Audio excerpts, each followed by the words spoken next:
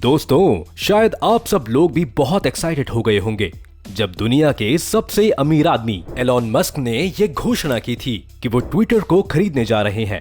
लोगों ने तो ये मीम्स के जरिए भी कहना शुरू कर दिया था कि एलॉन मस्क सबको ब्लू टिक दे देंगे, लेकिन ये सारी एक्साइटमेंट उस वक्त खत्म हो गई जब एलॉन मस्क ने इस डील से पीछे हटने की बात कह दी। लेकिन आखिर क्यों ट्विटर के बोर्ड और एलॉन मस्क की नहीं बनी, और क्या है वो कारण जिस वजह से एलॉन ने पूरी डील ही कैंसिल करने का फैसला कर दिया? जानने के लिए बने रहिएगा वीडियो के अंत तक हमारे साथ। लेकिन वीडियो शुरू होने से पहले अगर आप चैनल पर नए हैं या आपने अभी तक चैनल को सब्सक्राइब नहीं किया है तो चैनल को सब्सक्राइब करना और बेल आइकन दबाना ना भूलें।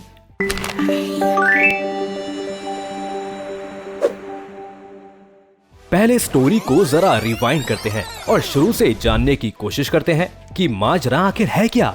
तो लगभग ये बात दुनिया के सभी लोग समझ चुके होंगे कि सोशल मीडिया कितना पावरफुल है, और इस पावर के साथ साथ इन सोशल मीडिया प्लेटफॉर्म्स को बहुत सारा पैसा कमाने का भी मौका मिलता है। लेकिन अगर हम फेसबुक और यूट्यूब जैसे प्लेटफॉर्म्स को देखें तो इनके एक्टिव यूजर्स 2 बिलियन यानी 200 करोड़ के नंबर को पार कर चुके हैं। साथ ही इन कंपनीज को अल्फाबेट या मेटा जैसे बड़े जायंट्स कंट्रोल करते हैं। इसलिए इस रूट से सोशल मीडिया बिजनेस में घुसना एलॉन के लिए लगभग नामुमकिन था। अब हम ट्विटर पर आते हैं, जिसके मंथली यूजर्स करीब 300 मिलियन यानी कि 30 करोड़ हैं और तेजी से बढ़ रहे हैं। अभी ट्विटर को कोई एक बड़ा जायंट कंट्रोल नहीं करता, बल्कि ये खुद एक पब्लिक कंपनी है जिसके कई शेयर होल्डर्स हैं। यानी ट्विटर एलॉन को ग्रोथ की अपॉर्चुनिटी के साथ साथ एक अच्छा प्राइस भी देता है, इसलिए इसे एलॉन मस्क खरीद सकते हैं। एलॉन के ट्विटर में इंटरेस्टेड होने की एक वजह ये भी है कि एलॉन खुद भी बहुत ज्यादा ट्विटर पर एक्टिव रहते हैं और वो देख पाते हैं कि कैसे आज के वक्त में ट्विटर बहुत सारे पॉलिटिकल मूवमेंट्स को चलाने में बहुत ही ज्यादा इफेक्टिव है। एलॉन ने जनवरी 2022 से ही ट्विटर के शेयर्स खरीदने शुरू कर दिए थे। एलॉन का शेयर मार्च के महीने में 5% से बढ़कर अप्रैल में 9.2% तक पहुंच गया था, जिसने उन्हें ट्विटर का सबसे बड़ा शेयर होल्डर बना दिया। शुरुआत में एलॉन ने कहा कि ये शेयर्स उन्हें ट्विटर पर किसी तरह की कोई पावर नहीं देंगे और उनके पास किसी भी डिसीजन पर वोट करने का भी राइट नहीं होगा। लेकिन इसके बाद ही ये खबर आई कि एलॉन मस्क ट्विटर का बोर्ड ज्वाइन करने वाले हैं, और इस खबर को हम प्रोसेस कर ही रहे थे कि हमारे सामने एक और खबर आई कि एलॉन पूरे ट्विटर को ही खरीदना चाहते हैं।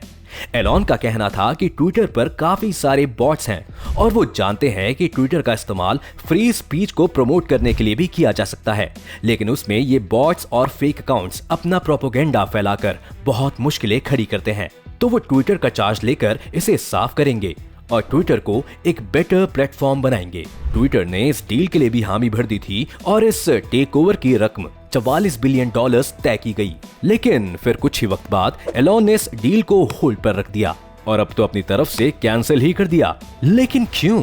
अभी तक इस मामले में सारे पक्ष खुल के सामने तो नहीं आए, लेकिन एलॉन का ये कहना है कि उन्होंने इसलिए इस डील को कैंसिल किया है क्योंकि ट्विटर ने उन्हें बॉट और स्पैम अकाउंट्स की पूरी जानकारी देने से इनकार कर दिया है। पर ट्विटर तो कह रहा है कि उन्होंने एलॉन मस्क को सभी जानकारी दे दी है। तो इसमें सच क्या है? ऐसा समझिए कि ट्विटर के पास अभी ये जानकारी है कि उनके प्लेटफॉर्म पर 5% अकाउंट्स बॉट्स हैं, यानी ये असली नहीं है।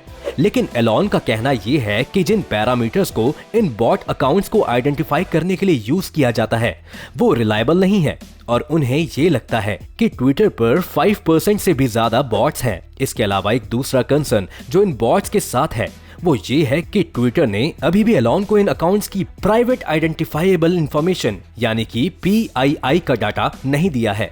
PII बहुत ही पर्सनल डेटा है जिसमें आपके email address, phone numbers, location और IP एड्रेस जैसी इंफॉर्मेशंस होती हैं, और एक जिम्मेदार प्लेटफॉर्म होने के नाते ट्विटर ने इसे एलॉन के साथ शेयर नहीं किया, जिसे एलॉन ने एक विवाद का बड़ा मुद्दा बनाया हुआ है। इसे ही ऑफिशियल रीजन माना जा रहा है। लेकिन अगर आपको इस डील के टूटने की असली वजह जाननी है तो पहले आपको एक बात बहुत ही क्लियरली समझनी पड़ेगी कि एलॉन मस्क एक बिजनेसमैन है, और बिजनेसमैन में पैसे से बड़ा फैक्टर कुछ नहीं होता। जो किया जाता है वो पैसे के लिए ही किया जाता है। अब देखते हैं कि हम ये क्यों कह रहे हैं। जब एलॉन से ये पूछा गया था कि वो ट्विटर को खरीदने के लिए $44 बिलियन कहां से लाएंगे, कि उन्होंने टेस्ला के $8.7 बिलियन के शेयर्स बेच दिए हैं। इसके अलावा उन्होंने सऊदी प्रिंस अल वालिद बिन तलाल, सीक्वोइया और बिनेंस जैसे कई और प्लेटफॉर्म से भी 7.1 बिलियन डॉलर्स रेस किए हैं। अभी ये कम्प्लीटली 44 बिलियन नहीं हुआ है, पर अगर एलॉन चाहेंगे तो 44 बिलियन रेस करना उनके लिए बड़ी बात नहीं है। वो चाहे तो इतने पैसे रेस कर सकते हैं, लेकिन क्या एलॉन मस्क इतना पैसा खर्च करना चाहते हैं? कई एक्सपर्ट्स ये भी मानते हैं कि इस डील को होल्ड पर रखना और डेटा को इशू बनाना एक कारण भी हो सकता है कि एलॉन मस्क के पास जो इन्वेस्टर्स थे, उनमें से कई इन्वेस्टर्स ने इस डील में इन्वेस्ट करने से मना कर दिया है। एलॉन की इस डील को बीच में छोड़ देने की टैक्टिक ट्विटर के बोर्ड पर प्रेशर डालकर 44 बिलियन डॉलर के ओरिजिनल प्राइस को कम करके एक डिस्काउंटेड प्राइस पर उन्हें एग्री करवाना भी हो सकता है। ट्विटर एक अच्छा बिजनेस है जो हर साल 6 बिलियन डॉलर का रेवेन्यू कमा रहा है और उनके पास 350 मिलियन डॉलर से ज्यादा का कैश रिजर्व भी मौजूद है। इसलिए एलॉन मस्क के लिए ये अपॉर्चुनिटी हाथ से जाने देना बहुत मुश्किल होगा। लेकिन जिस तरह से एलॉन के अनाउंसमेंट के बाद ट्विटर का शेयर प्राइस नीचे गिरा है, एलॉन हो सकता है इसी को एक रीजन बनाकर ट्विटर बोर्ड को इस पूरी डील को रीनेगोशिएट करने के लिए आने वाले वक्त में कहें। वहीं दूसरी ओर ट्विटर बोर्ड की इस टैक्टिक को समझता है, इसलिए आपने देखा होगा कि ट्विटर और स्पेशली सीईओ पराग अग्रवाल की तरफ से ये बयान भी आया है कि उन्हें चाहे इस डील के लिए जंग ही क्यों न लड़नी पड़े, पर वो इस डील को करा कर ही दम लेंगे। और इसलिए ट्विटर एलॉन मस्क पर अब कोर्ट में एक मुकदमा भी दर्ज करा रहा है। अगर आप इस पर्सपेक्टिव से देखते हैं तो हमें इस पूरे इवेंट में थोड़ी सी क्लैरिटी मिलती है।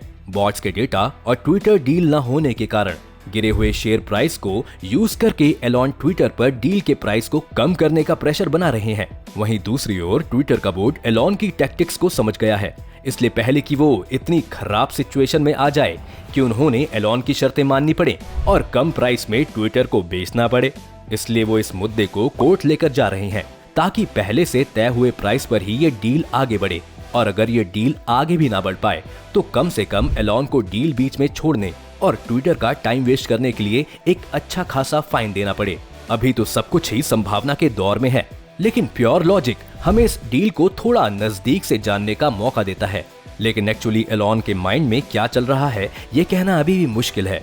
उम्मीद है वीडियो देखकर आपको काफी कुछ जानने को मिला होगा। अगर आपको ये वीडियो पसंद आया हो तो वीडियो को लाइक करें, और अगर आप चैनल पर नए हैं या आपने अभी तक चैनल को सब्सक्राइब नहीं किया है तो चैनल को सब्सक्राइब करना और बेल आइकन दबाना ना भूलें।